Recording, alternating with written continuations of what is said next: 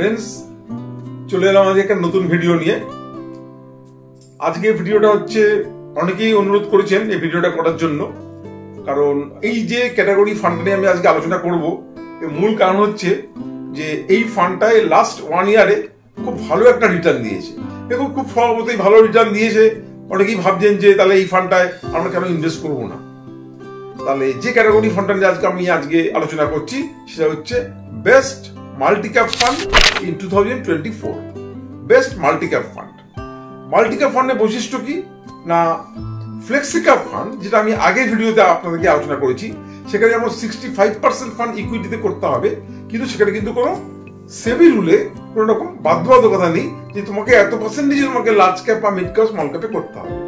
কিন্তু মাল্টিক্যাপ ফান্ডে সেবি রুলে পরিষ্কার করে বলা আছে এবং খুব স্ট্রিক্টলি বলা আছে যে তোমাকে 25% মিনিমাম লার্জ ক্যাপে করতে হবে, মিনিমাম 25% মিড ক্যাপে করতে হবে, মিনিমাম 25% স্মল ক্যাপে করতে হবে। অর্থাৎ যেহেতু স্মল ক্যাপ এবং মিড ক্যাপে মিনিমাম 25% করে করতে হবে in each category of fund, এবং এই দুটো ফান্ড প্রচন্ড ভোলাটাইল ফান্ড, এবং এই দুটো ফান্ডে আপস অ্যান্ড ডাউনস অনেক বেশি পরিমাণে হয়। মার্কেট পড়ে গেলে এটা খুব বেশি করে পড়ে যায়। সেই জন্য আমরা দেখছি যে মাল্টিক্যাপ ফান্ডে 50% কিন্তু আমার থাকছে সব থেকে হাই রিস্ক ক্যাটাগরি শেয়ারে। সেই জন্য কিন্তু আমরা এটাকে হাই রিস্ক ক্যাটাগরি ফান্ড বলতে পারি। এবং হাই রিস্ক ক্যাটাগরি ফান্ড হলে বুঝতেই পারছেন যে অনেকের হয়তো সেটা রিস্ক অ্যাপেটাইটটা হয়তো অনেকের ভালো লাগবে না।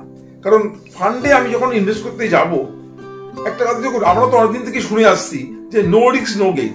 অর্থাৎ আপনি যদি রিস্ক না নেন তাহলে কিন্তু গেইনটা সেই মতো আসবে না। আবার শেয়ার মার্কেটে একটা কথা খুব প্রচলিত আছে, রিস্ক রিওয়ার্ড। অর্থাৎ আপনি যদি রিস্ক নেন তবেই আপনি রিওয়ার্ডটা পাবেন। তাহলে মাল্টিক্যাপ ফান্ডের মতো একটা ফান্ডে আপনি যদি রিস্ক নিতে পারেন তবে আপনি রিওয়ার্ডটা অবশ্যই পাবেন। তবে হ্যাঁ, এই রিস্কটা কি ধরনের রিস্ক? রিস্কটা কিছুই না, আপনাকে একটু বেশি দিন ফান্ডে ইনভেস্টেড থাকতে হবে। অর্থাৎ আপনি যখনই দেখবেন যে মার্কেটটা পড়ে যাচ্ছে, আপনি ভয় চলে টাকাটা অনেকে হয়তো তুলে নেয়, বা ভাবে তার যেটুকু লাভ পেয়েছি আর দরকার নেই, আমি টাকাটা তুলে হয়তো আরো পড়ে যাবে। হ্যাঁ, পড়ে হয়তো যেতে পারে, মার্কেট পড়ে গেলে আপনার অনেকটাই পড়ে যেতে পারে, কিন্তু এতে ভয় পাওয়ার কোনো কারণ নেই। মার্কেট কখনো এক জায়গায় পড়ে থাকে না, মার্কেট পড়ে, কিন্তু মার্কেট পড়ে থাকে না, মার্কেট আবার সময় মতো উঠে যাবে। সেই জন্য আপনাকে অ্যাটলিস্ট 7+ অর্থাৎ 7 বছরের বেশি সময় আপনাকে ইনভেস্টেড থাকতে হবে। 7 বছর কেন? 7 বছর কারণ হচ্ছে যে কোনো একটা বিয়ার ফেজ থেকে বুল ফেজে আসতে গেলে কম বেশি আপনার মোটামুটি 5 বছর সময় লাগে। এই দেখুন না, 21 সালের শেষের দিকে আমাদের মার্কেট বুল মার্কেট থেকে বিয়ার মার্কেট দিকে প্রবেশ করেছিল। তাহলে 22 সালটা পুরো আমাদের বিয়ার মার্কেট গেল, 23 সালের বেশ কিছুটা সময় গেছে, শেষ দিক থেকে মার্কেটটা উত্তারণ করেছে। আবার এই যে মার্কেটটা উঠছে, বুল রান হচ্ছে, এই যে আমরা 24 সালে প্রবেশ করেছি, যদি কোন রকম মার্কেটে অঘটন না আসে, সবকিছু যদি স্বাভাবিক থাকে, যে সমস্ত ঘটনাগুলো আছে সব যদি ঠিকঠাক চলে, তাহলে কিন্তু আমাদের এই বুল মার্কেটটা আগামী 1 বছর 1.5 বছর পর্যন্ত, এমনকি 2 বছর পর্যন্ত চলতে পারে। কেউ বলতে পারে না কতদিন চলবে। অর্থাৎ একটা বিয়ার মার্কেট থেকে বুল মার্কেটে আসতে গিয়ে আমাদের কিন্তু 5+ ইয়ার সময় লাগছে। তাহলে আপনাকে এখানে 5+ ইয়ার্স লাগে, তাহলে আপনি যদি 7 ইয়ার সময় না দেন, তাহলে আপনি মূল যে আপনি লাভটা আপনি কি করে পাবেন? সেই জন্য মাল্টিক্যাপ ফান্ডের মতো ফান্ড বা মিড ক্যাপ বা স্মল ক্যাপ, এই জাতীয় যেগুলো হাই রিস্কের ক্যাটাগরি ফান্ড, সেখানে আপনাকে 7+ বা 10 বছর থাকতে পারলে আরো ভালো হয়, আপনাকে ইনভেস্টার থাকতে হবে। তার জন্য দেখুন, গত জাস্ট কয়েকটা মাসে যেহেতু মিড ক্যাপ স্মল ক্যাপ প্রচুর বেড়েছে লার্জ ক্যাপের তুলনায়, সেই জন্য আমাদের এই মাল্টিক্যাপ ফান্ডে এক একটা ফান্ডে কিন্তু এই গত 1 বছর প্রচুর রিটার্ন দিয়েছে। যেমন আপনাকে আমি বলতে পারি যে নিপ্পন ফান্ডে 41% দিয়েছে, তারপরে আপনার কোটাক ফান্ডে 48% দিয়েছে, এইচডিএফসি ফান্ডে 44% দিয়েছে। ভাবতে পারছেন, 1 বছরে 40% রিটার্ন দিয়েছে। সুতরাং যেখানে আপনাকে এত রিটার্ন দিচ্ছে, সবতেই এই রিটার্ন থাকবে না, এই রিটার্নটা পড়বেই, কিন্তু এটা পড়ার পরে আবার উঠবে, আপনাকে সেজন্য একটু ওয়েট করতে হবে। তাহলে আমরা কি বললাম যে এই ধরনের ফান্ডে ইনভেস্ট করতে গেলে আপনাকে প্রথমে ইনভেস্টেড থাকতে হবে অ্যাটলিস্ট 7 ইয়ার্স প্লাস। আচ্ছা, এ তো হলো আমাদের 7+ ইয়ার্সে আমাদের ইনভেস্টেড থাকতে হবে। এবার সভাপতি প্রশ্ন আসবে যে আমি কোন মাল্টিক্যাপ ফান্ডে করবো। তো ফ্রেন্ডস, আমি যে মাল্টিক্যাপ ফান্ডের নাম বলবো এবং যে ক্যাটাগরিগুলো ফান্ডগুলোর কথা আমি বলছি, এগুলো কোনটাই কিন্তু আমার পার্সোনাল অ্যাডভাইস নয়, আপনাদেরকে বাই কিংবা সেল রেকমেন্ডেশন নয়। এগুলো আপনারা অবশ্যই নিজেরা সিদ্ধান্ত নেবেন, বা আপনার কোনো ফাইন্যান্সিয়াল অ্যাডভাইজার বা কনসালটেন্টের কাছ থেকে কনসাল্ট করে আপনাদের নিজস্ব বুদ্ধি বিবেচনা দিয়ে বা আরো আপনারা পড়াশোনা করে ইনভেস্ট করবেন। আমার কথা বলে কিন্তু ইনভেস্ট করবেন না। এটা আমার একটা এডুকেশনাল ভিডিও। আমি জাস্ট আপনাদেরকে শিক্ষাগতভাবে আপনাদের এখানে আমি এডুকেট করার চেষ্টা করছি যে কিভাবে আমরা এবং কি ধরনের ফান্ড আমরা ইনভেস্ট করব, বা ফান্ড বাঁচার সময় আমরা কি ধরনের সিদ্ধান্ত নেব, বা কিভাবে আমরা ফান্ডটাকে চয়েস করব, সেটা দেখার জন্য আপনাদেরকে করছি। সুতরাং একটা কথা বলে রাখি যে এই ধরনের ফান্ডে বা কোনো মিউচুয়াল ফান্ডে আমি কিন্তু কখনো 1 বছর বা 2 বছরের রিটার্ন দেখে আমি কিন্তু ইনভেস্ট করব না। বেশ কিছু ক্রাইটেরিয়া, বেশ কিছু ক্যাটাগরি বা ডেটা দেখে আমাদেরকে কিন্তু সিদ্ধান্ত নিতে হবে যে আমরা কি ধরনের ফান্ডে ইনভেস্ট করব। আসলে আমি একটু আপনাদেরকে ব্যাখ্যা করে দেখাচ্ছি। আমি মোটামুটি 23টা মাল্টি ক্যাপ ফান্ড আমি নিয়েছি, 23টা মাল্টি ক্যাপ ফান্ড। এই 23টা মাল্টি ক্যাপ ফান্ড থেকে প্রথমে আমি যেটা বাদ দিয়েছি, যেটা হচ্ছে 2 বছরের কম সময় যাদের এই ফান্ডের মধ্যে ইনক্লুড হয়েছে। অর্থাৎ 2 বছরের কম সময় যদি ফান্ড ইনক্লুড হয়, তাহলে 2 বছরের পারফরমেন্স দেখে কখনোই কিন্তু সিদ্ধান্তে আসা যায় না যে আমি এই ফান্ডটার মধ্যে করবো কি না করবো। অর্থাৎ এরকম জুনিয়র ফান্ড, সব থেকে কম দিন এরা আছে, সেরকম 10টা ফান্ড আমি বাদ দিয়েছি। তাহলে 23টা ফান্ড থেকে আমি 10টা ফান্ড বাদ দিলাম, আমার হাতে থাকলো কটা? 13টা ফান্ড। এই 13টা ফান্ড থেকে আমি আরো একটা ফান্ড বাদ দিয়েছি, যেটা হচ্ছে আপনার 1000 কোটি থেকে কম আপনার ইউএম আছে। অর্থাৎ 1000 এর বেশি কম ইউএম থাকলে আমি কেন নেবো না? তার কারণ যেহেতু এরকম ভোলাটাইল ফান্ড, এই ভোলাটাইল ফান্ডে যেহেতু স্মল ক্যাপ মিড ক্যাপ আছে, সুতরাং আমি যদি ভোলাটাইল ফান্ডে যদি আমার এটা যদি ডাউন হয়ে যায়, আমার যদি ক্যাপিটালটা, তখন ফান্ড ম্যানেজারের পক্ষেও সেই ফান্ডটা ম্যানেজ করা মুশকিল হয়ে পড়ে। সেজন্য লেস দেন 1000 যেটা কোটি আছে হচ্ছে ITI multi cap direct growth fund, এই ফান্ডটাকে আমি বাদ দিয়ে দিলাম। তাহলে আমার হাতে থাকলো কটা? 12টা ফান্ড। এইবারে এই 12টা ফান্ডের মধ্যে আমি দেখবো কি যে বেঞ্চমার্ক কে যারা বিট করতে পারেনি। তা আমি যদি বেঞ্চমার্কে বিট করতে না পারি, তাহলে আমি ইন্ডেক্স ফান্ড ইনভেস্ট করবো। আমি তাহলে পার্টিকুলার আমি অ্যাক্টিভ ফান্ডে যাবো কেন? আমি প্যাসিভ ফান্ড ইন্ডেক্স ফান্ডে করবো। সেই জন্য আমি দেখলাম যে বেঞ্চমার্কের মধ্যে Baroda multi cap fund, Aditya Birla multi cap fund, Invesco multi cap fund এবং সুন্দরম মাল্টি ক্যাপ ফান্ড, এই 4টে মাল্টি ক্যাপ ফান্ড কিন্তু ইন্ডেক্সকে বিট করতে পারেনি। অর্থাৎ 12টা থেকে আমার আরো 4টে ফান্ড বাদ গেল, হাতে থাকলো আমার 8টা ফান্ড।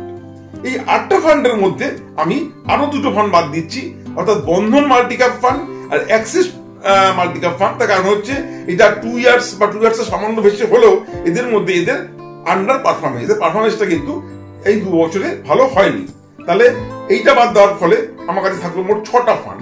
এই 6টা ফান্ডের মধ্যে আমি বিভিন্ন ক্রাইটেরিয়া দেখে আলফা, বিটা এবং টার্নওভার বিভিন্ন দেখে এই 6টা থেকে আমি মোট 4টে ফান্ডকে সিলেক্ট করেছি। অর্থাৎ Nippon India multi cap fund, ICICI Prudential multi cap fund, quant multi cap fund এবং মাহিন্দ্র ম্যানুলিফ মাল্টি ক্যাপ ফান্ড। এই 4টে ফান্ডের মধ্যে আমি আপনাদেরকে কম্পেয়ার করে দেখাবো, স্ক্রিনে নিয়ে গিয়ে দেখাবো যে কি ধরনের ডেটাগুলো আছে এবং এদের ফান্ড পারফরমেন্স কেমন, এক্সপেন্স রেশিও কত, ইউএম কত, বিভিন্ন যেগুলো ডেটাগুলো দেখে সাধারণত মিউচুয়াল ফান্ড আমরা ইনভেস্ট করে থাকি, সেই ডেটাগুলো আমরা দেখাবো। আসুন আমরা এবার স্ক্রিনে চলে যাই। স্ক্রিনে গিয়ে আপনাদেরকে আমি এই টোটাল ফান্ডের পারফরমেন্স গুলোকে দেখাচ্ছি। আচ্ছা ফ্রেন্ডস, স্ক্রিনে চলে এলাম। এখানে আমরা 4টে ফান্ড নিয়ে বলছি। Nippon India multi cap fund, ICICI Prudential multi cap fund, quant active growth, এটা মাল্টি ক্যাপ ফান্ড, এটাও একটা মাল্টি ক্যাপ ফান্ড, আর মাহিন্দ্র ম্যানুলিফ মাল্টি ক্যাপ ফান্ড। তাহলে এখানে 4টার মধ্যে আমাদের এক্সপেন্স রেশিওটাকে আমরা মেনলি প্রাধান্য দেবো, কারণ অন্য কলামগুলো আমাদের খুব একটা কিছু দেখার নেই। এর মধ্যে সব থেকে বড় যদি আপনি ইউএম দেখেন, তাহলে নিপ্পন সব থেকে বড় ইউএম। তাহলে এখানে এক্সপেন্স রেশিও আমরা দেখতে পাচ্ছি যে মাহিন্দ্র ম্যানুলিফের সব থেকে কম, আর তারপরে হচ্ছে কোয়ান্টের এবং নিপ্পনের। তাহলে মোটামুটি প্রথমেই আমি আইসিআইসিআই প্রুডেন্সিয়ালকে বাদ দিয়ে যাইছি, কারণ যেহেতু এটা এক্সপেন্স রেশিও বেশি, সেজন্য আমি প্রথমে এই 3টিকে নিলাম, নিপ্পন, কোয়ান্ট অ্যাক্টিভ এবং মাহিন্দ্র ম্যানুলিফ। এবং তারপরে আমি দেখতে পাচ্ছি যে টার্নওভারটাকে আমি কিছু এখানে আমাদের খুব একটা কাজ করবে না, কারণ মাল্টি ক্যাপে টার্নওভারটা বেশি থাকবেই। টার্নওভার বেশি না থাকলে 3টে ক্যাটাগরি ফান্ডকে এটা সামলাতে হয়, টার্নওভার থাকবেই। সেই জন্য আমি আর অন্যান্য ক্রাইটেরিয়াগুলো দেখার খুব একটা ফ্যাক্টর নয়। এক্সিট লোডও 1% করে এবং 1 বছরের বেশি হলে আপনাদের এক্সিট লোড লাগবে না, যেহেতু এটা আমাদের লং টার্ম ফান্ড ইনভেস্টমেন্ট, সেখানে এক্সিট লোডটা এখানে কোনো বিশেষ কিছু ফ্যাক্টর নয় এখানে। এবার আমি চলে যাচ্ছি ফান্ডের গ্রোথে। ফান্ডে আমাদের রিটার্ন নিয়েছি কিরকম। রিটার্নে আমরা দেখতে পাচ্ছি এই 3টে ফান্ডে নিপ্পন, কোয়ান্ট এবং মাহিন্দ্র ম্যানুলিফ। এখানে আমরা তাহলে দেখতে পাচ্ছি যে নিপ্পন, আমরা কিন্তু এখানে একটা খুব মজার ব্যাপার, আমরা এখানে প্রথম বছরটা কিন্তু আমরা নেবো না। তার কারণ হচ্ছে ফার্স্ট ইয়ারে যেহেতু মিড ক্যাপ এবং স্মল ক্যাপ খুব বেশি রান করেছে, ফলে আগামী বছর এটা করবে না করবে বলা খুব মুশকিল। সেজন্য আমি এভারেজ সব থেকে ভালো আমি 3 ইয়ার্সটা নেব।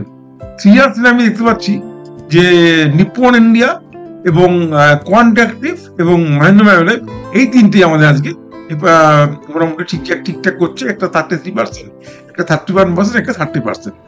আর ওভারঅল আপনি যদি দেখেন তাহলে 19%, 21% অ্যান্ড 16.80%। তারপরে আসুন আমরা এবারে কোনটা করাটা ঠিক হবে বা কোনটা কি হবে আমি আপনাদেরকে একটা বর্ণনা করছি। তবে হ্যাঁ, এটা করার আগে, এটা যে কোনো জায়গায় ইনভেস্ট করার আগে অবশ্যই আপনারা কিন্তু নিজেরা কনসাল্ট করে নেবেন বা নিজেরা আপনারা এটাকে আরো ভালো করে স্টাডি করে তারপরে আপনারা ডিসিশনটা নেবেন। তাহলে আশা করি আপনাদেরকে আমি বুঝাতে পেরেছি আমরা স্ক্রিনে নিয়ে গিয়ে। এবার আমি ভিডিওর কনক্লুশনে আসছি। আমি যদি নিজে করি আমি কি ধরনের সিদ্ধান্ত নেব, তো জাস্ট আমি আমার নিজস্ব সিদ্ধান্ত বলছি। আবারও বলছি, আপনারা কিন্তু নিজেরা সিদ্ধান্ত নেবেন নিজেদের মতো করে। আপনাদের যারা ফাইন্যান্সিয়াল অ্যাডভাইজার আছে তাদেরকে জিজ্ঞেস করে নেবেন। আর হচ্ছে কি, আরেকটা কথা বলে রাখি যে ভিডিওটাকে অবশ্যই আপনারা লাইক করবেন এবং আমার চ্যানেলটাকে আপনারা সাবস্ক্রাইব করবেন, এবং আপনাদের যদি যারা পরিচিত আছেন তারা যদি মিউচুয়াল ফান্ড সম্বন্ধে ইন্টারেস্টেড হয় এবং যদি মনে করেন যে এটা দেখে আপনারও কিছুটা করা হয়েছে, তাহলে তাদেরকে শেয়ার করবেন যাতে করে তারা উপকৃত হয়। আর লাইক করলে বুঝতেই পারছেন ভিডিও করার জন্য আমার মোটিভেশনটা অনেক বেড়ে যায়। তাহলে এইবারে আমি বলবো কি, যে ফান্ডগুলোকে আমি আপনাদেরকে স্ক্রিনে দেখালাম তার মধ্যে আমি হলে কি করতাম। দেখুন, আমি বা অন্য যে কোনো মিউচুয়াল ফান্ড ইনভেস্টারের কি করা উচিত সেটা আমি বলছি।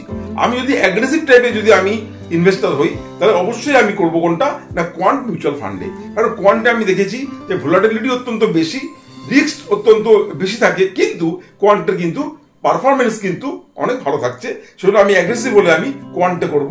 আর যদি আমি মডারেট হই তাহলে আমি কি করব, আমি নিপ্পন বা আমি মাহিন্দ্র ম্যানুলাইফ মাল্টিক্যাপ ফান্ডে করবো। আর কনজারভেটিভ যদি হই তাহলে আমি বলবো কনজারভেটিভ ইনভেস্টারদের জন্য কিন্তু মাল্টিক্যাপ ফান্ড নয়, আমি কখনোই তাদেরকে রিকমেন্ড করবো না। কারণ কনজারভেটিভ যদি হয় তাহলে আমি বলবো তার থেকে বেটার হচ্ছে ফ্লেক্সিক্যাপ ফান্ড। কারণ ফ্লেক্সিক্যাপ ফান্ডে আপনার যে ফান্ড যারা আছে তাদের অনেক বেশি ফ্রিডম দেওয়া আছে। তারা ইচ্ছে করলে তারা 65%-এর মধ্যে যে কোনো পার্সেন্টেজ তারা লার্জ মিড স্মল ক্যাপে করতে পারে এবং মার্কেটের পজিশন কন্ডিশন অনুযায়ী। যেমন এখন যেমন ধরুন মিড ক্যাপ স্মল ক্যাপ উঠে গেছে, লার্জ ক্যাপটা সেটা ওঠেনি। আছেন যারা ফ্লেক্সিক্যাপ ফান্ড, তারা হয়তো দেখা যাবে যে লার্জ ক্যাপে বেশি ইনভেস্ট করেছে, এটা তাদের নিজস্ব ডিসিশন কি করবেন। সুতরাং এরকম মার্কেট পজিশন দেখে তারা তাদের যে ইনভেস্টমেন্টটা সেটা করে থাকেন, তার জন্য সেখানে রিস্কটা অনেক কম থাকে, রিওয়ার্ডটা অনেক বেশি থাকে। তাহলে আমি বলবো কি, যে কনজারভেটিভদের জন্য কিন্তু মাল্টিক্যাপ ফান্ড নয়। আদার দ্যান যদি অ্যাগ্রেসিভ হন বা মডারেট হন তাহলে আপনি এই ফান্ডগুলোতে যেগুলো বললাম ইনভেস্ট করতে পারেন। এইবার সিদ্ধান্ত আপনারা আপনাদের মতো করে সিদ্ধান্ত নেবেন। আমার এরকম ভিডিও বেরোতে থাকবে, আমার আরো কিছু ক্যাটাগরি মিউচুয়াল ফান্ড বাকি আছে, সেগুলো বেরোবে। আশা করি আপনার আগের ভিডিওগুলো দেখেছেন, দেখে থাকলে আপনাদের কেমন লেগেছে অবশ্যই কমেন্ট করে জানাবেন। এবং এই ভিডিওটা দেখে যদি আপনাদের কোনো রকম কোনো প্রশ্ন থাকে অবশ্যই কমেন্ট করবেন, কারণ আমি প্রত্যেকটা কমেন্টের উত্তর দিই এবং আমি কমেন্টগুলো দেখি। সুতরাং আপনারা কমেন্ট করতে কখনো আপনারা পিছিয়ে যাবেন না। আর আমার ভিডিওগুলো কেমন লাগছে অবশ্যই সেটাও কমেন্ট করে জানাবেন। আজকে আর বেশি ভিডিও বাড়াবো না, আজ এখানে থাক। শুভরাত্রি। আপনারা সবাই সুস্থ থাকবেন, ভালো থাকবেন। নমস্কার।